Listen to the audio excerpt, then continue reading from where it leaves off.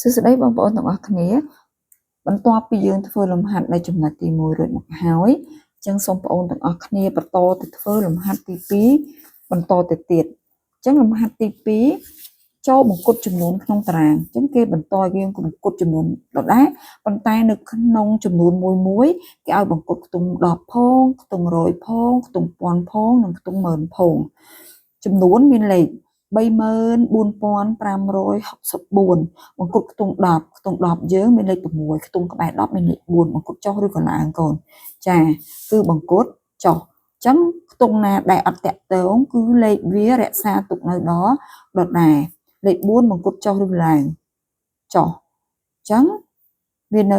34560ដល់ខ្ទង់100ខ្ទង់100យើងមានលេខប៉ុន្មានកូនខ្ទង់100រាយ10រយខ្ទង់100យើងមានលេខ5ខ្ទង់ក្បែរ100មានលេខ6អញ្ចឹងយើងបង្គុតឡើង34600ចាគេឲ្យយើងបង្គុតខ្ទង់ពាន់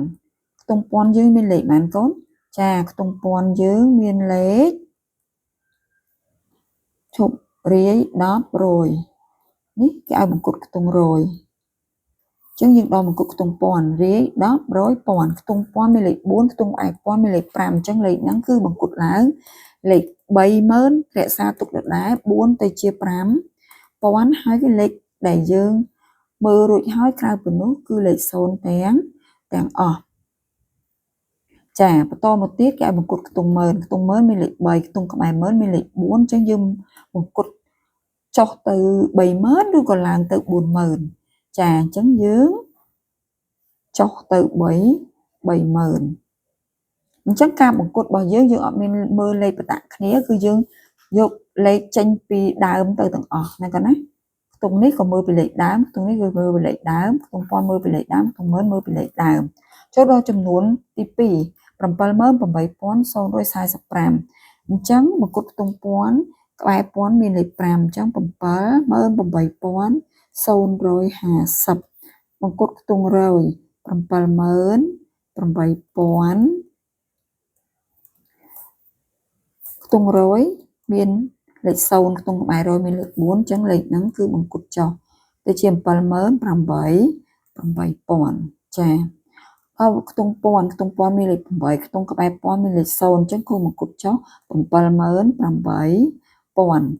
បង្គុតខ្ទង់10000ខ្ទង់ក្បែរ10000មានលេខ8អញ្ចឹងយើងបង្គុតឡើងទៅជា80000ចូលដល់ខ្ទង់ទី3 98643យើងបង្គុតខ្ទង់10ខ្ទង់10មានលេខ4ក្បែរខ្ទង់10មានលេខ3អញ្ចឹងបង្គុតចុះ98640ខ្ទង់100រាយ10រយមានលេខ6ខ្ទង់ក្បែរ100មានលេខ4អញ្ចឹងយើងបង្គុត98600ចាបង្គុតចុះបង្គុតខ្ទង់ពាន់យើងមានលេខ8ខ្ទង់ក្បែរពាន់យើង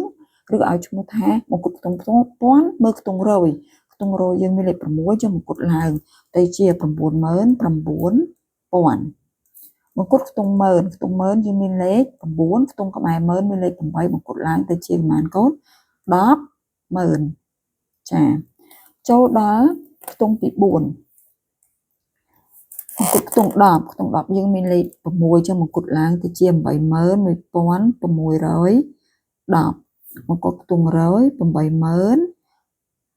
1000បានទេកូនរាយ10រយគឺ600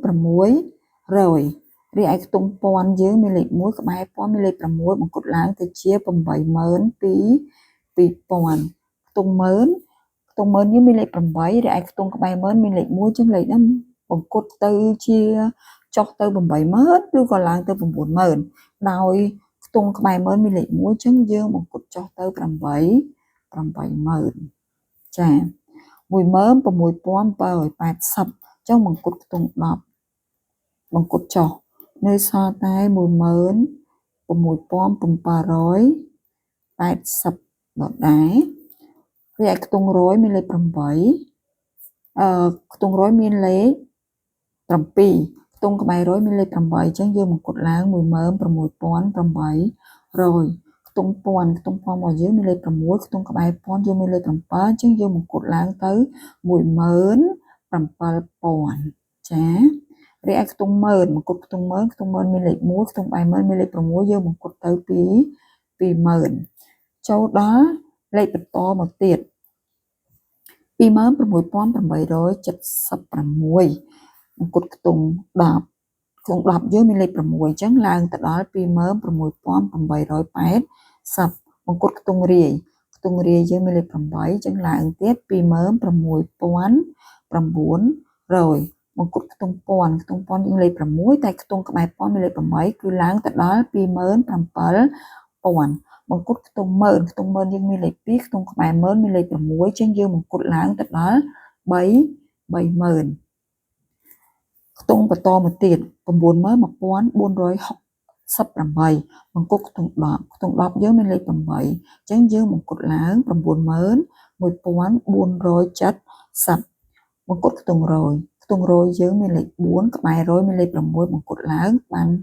ជាលេខ91470មកគត់ខ្ទង់ពាន់យើងមានលេខ1ខ្ទង់ក្បែរពាន់មានលេខ4អញ្ចឹងយើងអត់មកគត់ឡើងទេគឺនៅតែ91000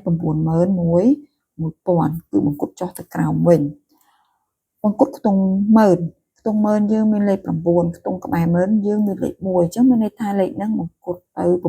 90000ឬក៏មកគត់ឡើងទៅ100,000អញ្ចឹងដោយលេខ1មកគត់ចុះអញ្ចឹងយើងចុះទៅ90000ចាលេខចុងក្រោយគេ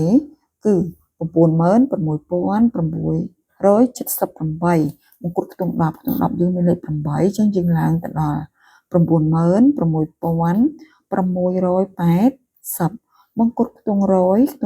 យើងមានលេខ7មកគត់ឡើងទៅ96680អ្នកគ្រូស្មើតិចរាយ10រយក្បែរនេះទៅជា96700ចា